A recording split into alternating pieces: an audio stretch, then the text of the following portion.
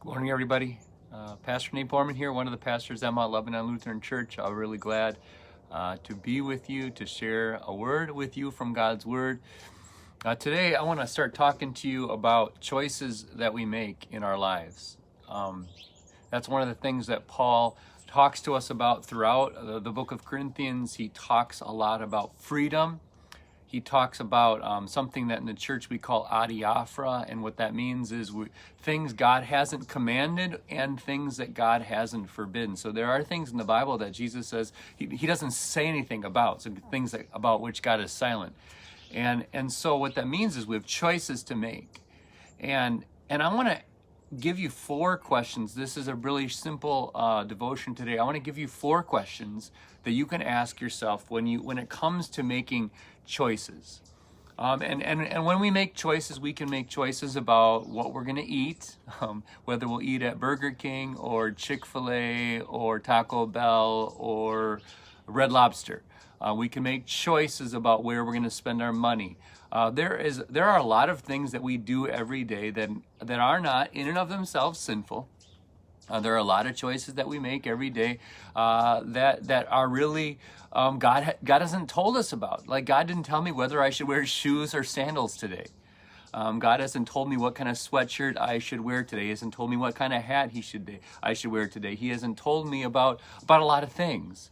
He hasn't given me specific instructions about how to carry out my daily life, about what I should do when. He hasn't told me what appointments to make, what people to call. So in Christian freedom, God has given us a lot of, He's opened wide the door. Like, as children of God, I want you to begin to understand the freedom that we have as children of God. Jesus has done our salvation for us, so we're absolutely free. God has thrown open the doors of our lives so that we can run out into this world and just serve God. And what that means is we have choices in front of us every single day. We're in 1 Corinthians chapter 6, and one of the things that Paul is actually talking about is the Corinthians were making choices that were actually sinful. They were not actually free to do those kinds of things. They were misusing their bodies. So Paul says, he actually explains to us what our lives and really what our bodies are for. They were using their bodies for sexual sins. And Paul says to them, guys, no. Guys, no, this is not what your body was. Guys, no, this is not what your body was meant for. This is not what you were meant for. Paul says this in 1 Corinthians 6, verse 13. He says, you say food for the stomach and the stomach for food, and God will destroy them both. Paul then explains, the body, however, is not meant for sexual immorality, but for the Lord, and the Lord for the body. I want to focus on that phrase. Your body is for the Lord, and the Lord for the body. See, I want you to understand something about your life today. I want you to understand something about your body today. I want you to, and because when you understand that your body is for the Lord, that changes the choices that you make. So the food, Paul would say, the food that you put into your body actually does matter. How much food you put into your body actually does matter, because your body is for the Lord. In 1 Corinthians chapter 6, Paul is actually saying to people who are engaging in sexual sins, he says, when you commit a sexual sin, you're actually taking the body that God made for him, and you're joining it to a prostitute, he says. So when you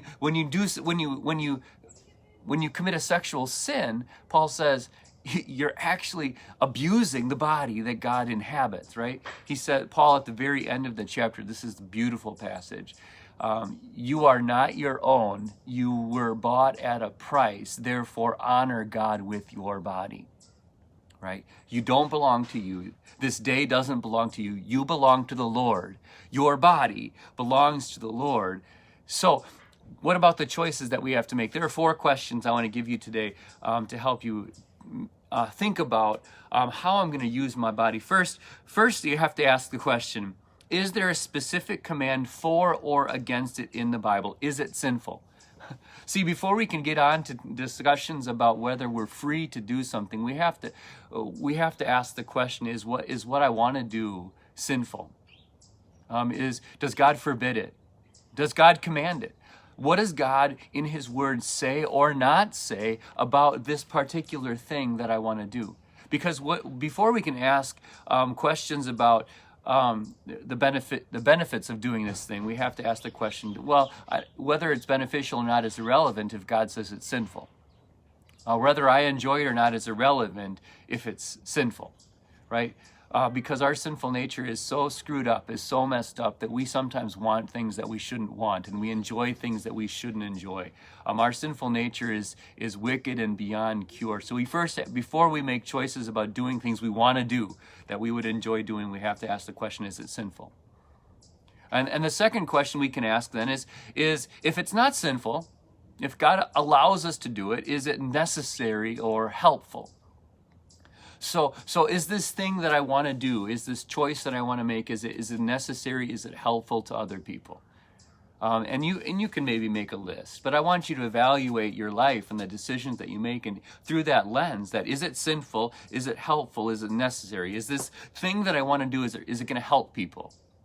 Is it going to serve people? Because remember, our life is first for the Lord, and then it's for other people. So does what I want to do serve and help and build up other people? And 3, will this thing draw me or others closer to Jesus? I think that's a really important question, because it's not just about making life better, right? We asked the second question was, is it beneficial, is it helpful or necessary? It's not just about making life better. This is the third question, is, does it help other people know Jesus better?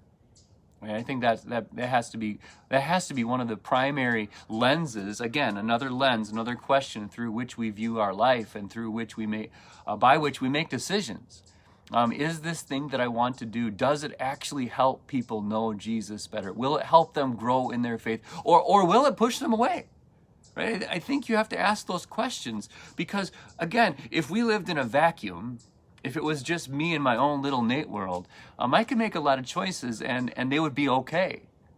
But because I live in a world with other people, the choices that I make affect other people. So does this choice that I'm making, will it actually help people grow closer to Christ? I think we have to ask that question, right? Is it sinful?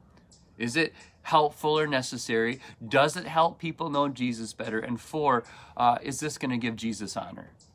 Will this help? Will this bring glory and honor and praise to Jesus? Remember what Jesus says, let your light shine before men, that they may praise your good deeds and praise your Father in heaven. So does what I want to do, does this action, does this decision, does this expenditure, does this action, does whatever this is, does this give glory and honor to Jesus? Does this let my light shine? Does this provide an opportunity for the gospel? Because, dear child of God, the grace of God has thrown open the door of your life and has given you a brand new life to live for your God. Remember that verse 20, you are not your own, you were bought at a price. Therefore, honor God with your body. Your life is yours to live for the glory and honor of God. So ask some questions today as you make decisions. Don't just mindlessly go through your day and fall into things that without even thinking about them. Think carefully about the things that you do. Is it sinful? Is it helpful? Does it help people know Jesus better? Does it give glory to Jesus? Does it give glory and honor to him? You have a life to live. A life for God, a life for other people. So consider carefully how you will live today, so that in all things God may be glorified, Christ may be known, and your neighbor might be served.